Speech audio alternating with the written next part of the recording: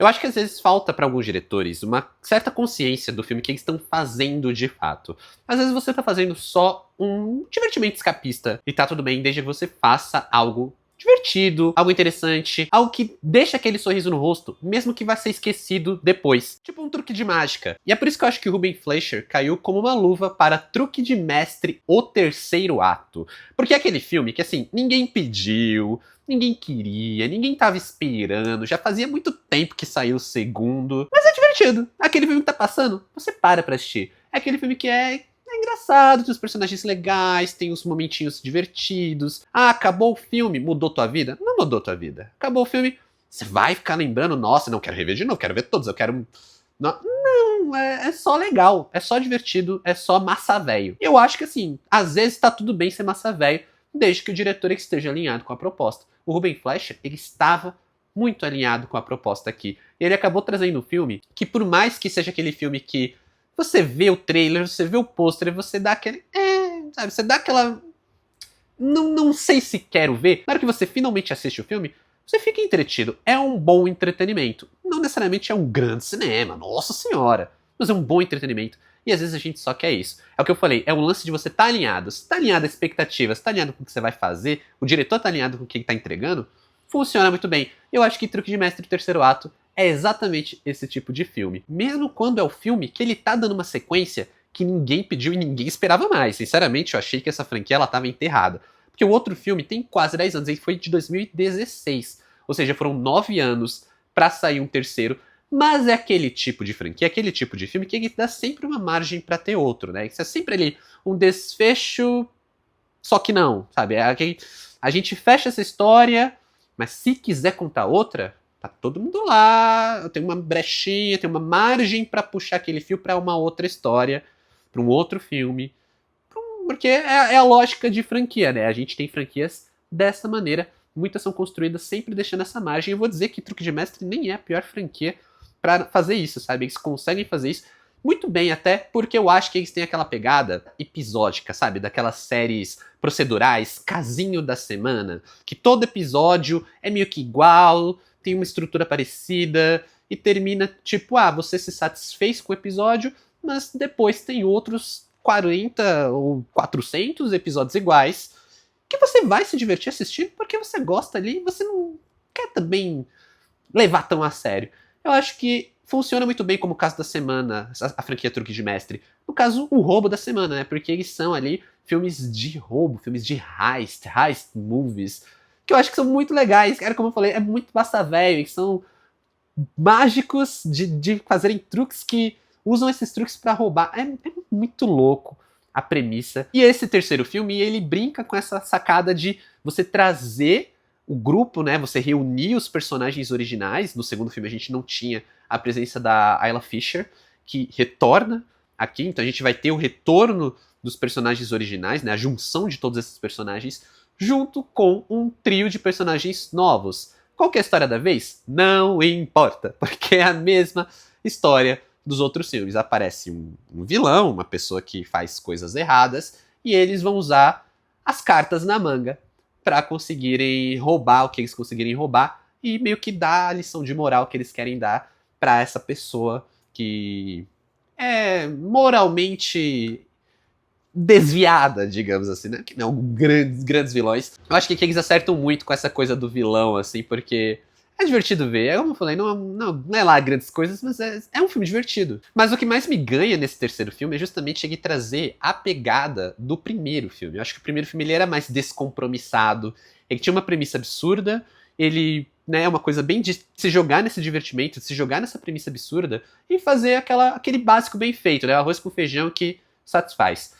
É divertido, é esquecível, funciona bem ali no momento e tá ótimo, deixa a brecha para um segundo filme. E o problema para mim é justamente o segundo filme, porque é aquele segundo filme que eu acho que não só ele nega um pouco o primeiro, ele tenta fazer uma desconstrução do primeiro que eu acho horrível. Eu não gosto muito de sequências que negam o primeiro. Então se o primeiro afirma que uma pessoa ela é ruim, o segundo não tem que ir lá e falar, não, ela não é ruim, veja bem, sabe? É mais ou menos o que eu sinto desse segundo filme. Só que assim, é um segundo filme, no geral, muito esquecível, né? Ele é um filme que ele tem uma boa cena, que é a cena da carta, que você provavelmente já viu independente de ter visto o filme ou não, você provavelmente já viu essa cena, porque é uma ótima cena onde eles estão passando a carta de um pro outro, e é toda mirabolante, assim, é divertido de ver, mas é essa cena. Essa cena é legal e parece que o filme é só isso. E esse terceiro filme não, esse terceiro filme ele vai capturar a ideia do primeiro, ele vai capturar a mesma pegada, assim, de uma ideia mirabolante, um grupão de mágicos aqui maior do que nunca,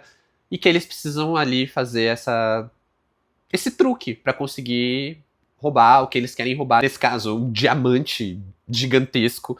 E aí é aquele filme que vai ter personagens legais, cenas legais, umas piadas bem encaixadas, um finalzinho ali pra você ficar tipo, uou, sabe, com a sacadinha que eles têm no final. E desejando, né, pela brecha que eles deixam sempre, a margem que eles deixam sempre, desejando rever esses personagens em uma futura e provável sequência que, torçamos nesse caso, não leve 10 anos pra vir. Já dá pra notar, pelo que eu tô falando, que eu gostei do filme, tá? E assim, eu gostei nesse sentido que eu falei. Não mudou minha vida, mas é suficientemente divertido pra gerar o meu entretenimento. Quando eu quiser ver os melhores roteiros e os melhores diretores, eu vou pra outra coisa. Às vezes, eu só quero ali o meu filminho de heist, pra não pensar muito, mas isso aqui não faz sentido. Não importa. E é justamente por isso que eu fiz a comparação, né, na minha cabeça, que assim, se você troca os truques de mágica pelos carros, a gente teria Velozes e Furiosos aqui, porque é praticamente um filme de Velozes e Furiosos, que é uma franquia que segue a mesma lógica. São filmes episódicos, são filmes que basicamente fazem sempre a mesma coisa, contam sempre a mesma história, mas no final eles são cativantes, eles têm cenas legais, eles têm personagens legais, eles são filmes massa velho, e filmes assim, tipo, mas não faz sentido isso ter acontecido. Mas é esse realmente o ponto que você quer se pegar quando você vai ver Velozes e Furiosos? Talvez não, sabe? Talvez você só queira achar aquele entretenimento super básico, que são, né, franquias que inclusive poderiam, né, não duvido que aconteça, um crossover um dia, porque Velozes e Furiosos tá aí no Velozes e Furiosos 40, e Truque de Mestre quer chegar nesse nível de franquia, né? Então, sei lá, um dia a gente vai ter truques de mágica em cima de carros. Esse filme tem uma cena que já vai pra esse lado, é muito legal. É quase uma referência a Velozes e Furiosos, talvez. E antes de eu continuar falando dessas coisas mirabolantes e também fazendo conexões mirabolantes aqui, eu quero só me apresentar. Pra quem ainda não me conhece, aqui quem fala é o Ada, sejam bem-vindos ao canal. Aproveita se você tá assistindo esse vídeo e caiu de paraquedas, já se inscreve no canal, você vai me ajudar pra caramba. Deixa também um like, o YouTube vai entender que esse vídeo é um bom vídeo, você vai deixar o like e se inscrever no canal, melhor ainda. Você também vai fazer parte dessa comunidade que a gente tá construindo de fãs de cinema. Eu tô sempre falando de filmes aqui no YouTube, mas se você quiser também ver tudo que eu tô assistindo ou quiser trocar uma ideia ali, né, numa DM e tudo mais, vale me seguir nas outras redes sociais, o arroba tá aqui na tela, e os links na descrição do vídeo.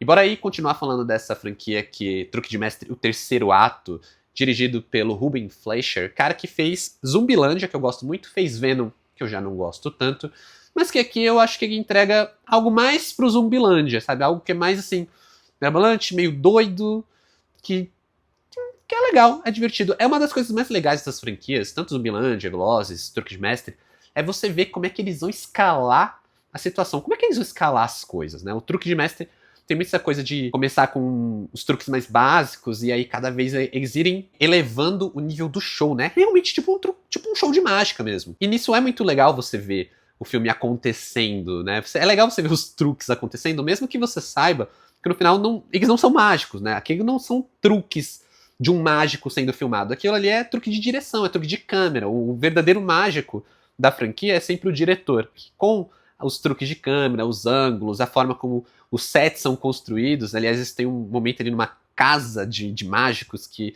gera vários momentos divertidos assim de serem assistidos. E aí você vê que é o diretor que ele consegue desenhar e trabalhar esses truques, esse ilusionismo cinematográfico que cai tão bem aqui nessa franquia. Mas além dos malabarismos de câmera, é muito legal ver os personagens. Eu acho que isso talvez é um dos grandes chamarizes da franquia. Eu, particularmente, gosto muito dos personagens, né? A gente tem ali a trupe original, né? O quarteto do primeiro filme, interpretados pelo Jesse Eisenberg, Dave Franco, Isla Fisher e Woody Harrelson, né? Isla Fisher que não estava no segundo filme. E um trio de novatos, interpretados pelo Justice Smith, Ariana Greenblatt e o Dominic Sessa, que formam, basicamente, o grande grupo protagonista aqui. Né? Então a gente vai ter muito personagem, só por isso já sabemos que não dá pra esperar muito lá um grande desenvolvimento de personagem. A gente vai ter um aprofundamento legal ali pros novos personagens, acho que tem uma contextualização interessante, enquanto os antigos eles ficam muito ali nos conflitos do grupo que já se conhece, sabe?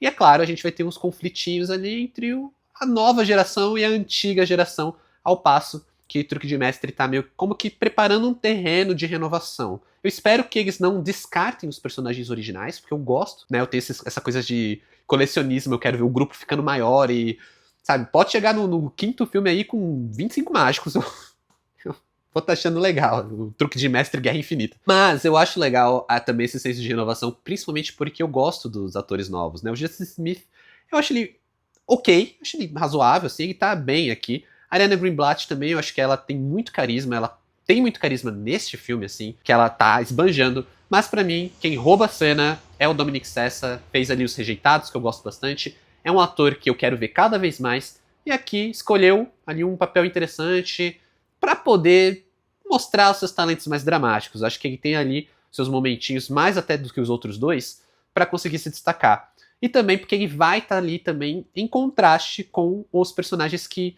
Parece que o diretor ele soube fazer os pares bem pra tirar o melhor dele. Então toda vez que a gente tem o Dominic Sessa e o Jesse Eisenberg em tela, juntos, assim, meio que debatendo entre si, a gente vê personagens que eles são muito parecidos, mas também muito diferentes entre si.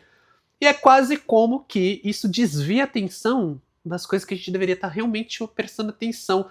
O que faz com que Truque de Mestre ele se encaminhe para um desfecho legal, sabe? Ele se encaminhe para um desfecho interessante, passando ali por outras questões. Mas, por exemplo, o personagem do Mark Ruffalo, o personagem da Lizzie Kaplan, que eu fiquei me perguntando onde é que ela tava, porque ela é a substituta ali da Isla Fisher, mas sabe isso que eu falei, que eu gosto quando eles vão juntando mais e mais personagens, então por que ela não aparece? Aparece os outros, ela não tá lá. E aí o filme ele vai contextualizando. Gosto muito do que eles fazem com essa personagem ali no filme. Não vou entrar em detalhes para não dar nenhum spoiler, mas vou dizer que eu fiquei muito satisfeito. Temos também o Morgan Freeman, que rouba a cena nas poucas cenas que ele aparece. E a Rosamund Pike, que é a grande vilã maravilhosa, assim, tipo, ela tá caricata, ela tá engraçada, ela tá com aquele ar, assim, meio austero que ela tem, que é um mulherão, meio séria, sabe, meio carão, assim, só que ao mesmo tempo ela tá caricata, é uma baita personagem, funciona muito bem, e todos eles juntos vão criando dinâmicas distintas que rendem pro humor, rendem pra uma coisa mais de ação, e rendem também para isso que eu falei de você tá prestando atenção na dinâmica deles, ao ponto de que você não consegue ver para onde o filme tá indo, mesmo quando isso parece óbvio. É um grande acerto nesse ponto do filme estar focado na questão dos personagens, nessa questão mais intimista de trabalhar os personagens em si do que necessariamente fazer a história mais grandiosa da história do cinema. Ao mesmo tempo que ele costura tudo tão bem que por vários momentos do filme eu tava achando as coisas meio... Nossa, parece meio forçado. Parece que tá muito assim... conveniente. Até que o filme chegou ao final. E quando chegou ao final, meio que tudo fez sentido. Eu falei, sabe? Não, faz sentido. Quero ver, inclusive, porque isso faz muito sentido. A forma como ele amarra é muito bem pensado. E tudo isso nesse filme que ele ao mesmo tempo consegue entregar esse senso de renovação, traz uma galera nova, tem uma pegada ali do primeiro filme, parece que é o primeiro filme de uma nova fase pra franquia, mas também tem um desfecho digno, tem um momento ali final que, né, a gente tem os personagens originais resolvendo uma questão dentro de uma armadilha, de uma mágica escapista. Só vou falar isso pra também não dar muito spoiler, mas assim, cara, é tão boa essa cena, porque pra mim é a primeira vez que eu vejo eles realmente atuarem como um grupo, né? Porque pra mim, eu sempre sinto que eles são muito personagens individuais. É um grupo, mas eles sempre resolvem as tretas de maneira muito individual. Nesse filme eu senti que o lance deles serem um grupo, os quatro cavaleiros, finalmente fez sentido. Eles finalmente atuaram como esse grupo. E foi legal ver, sei lá, vai que no próximo filme eles dispensam esses personagens mais antigos, mas é legal ver eles finalmente atuando como um grupo antes que eles decidam não retornar para uma sequência, sabe? Então, nesse ponto, eu fiquei muito satisfeito. Eu acho que é um filme divertido. É um filme que, como eu falei mais de uma vez, me rendeu um bom momento ali de divertimento, apesar de que eu já tô começando a esquecer, né? Tipo, não mudou minha vida, não me marcou para sempre. Só foi divertido e razoavelmente esquecível da maneira certa, como um bom truque de mágica. Então, para Truque de Mestre, o terceiro ato, nota 7. É muito louco pensar e botar na balança a questão da expectativa. Eu não tinha expectativa nenhuma para esse filme. Como eu falei, eu pensei que a franquia estava morta E eu falei, cara, tá, vamos ver. Eu gostei mais desse filme do que eu gostei do Sobrevivente, por exemplo. Apesar de eu ter achado meio próximo, eu também gostei mais desse do que de Wicked Parte 2, saí mais satisfeito desse. Mas agora eu quero saber de você, qual que é a sua expectativa para Truque de Mestre o terceiro ato? Comenta aqui embaixo, ou comenta o que você achou se você já viu o filme. Como sempre, muito obrigado por assistir esse vídeo até aqui. Valeu, falou e até mais.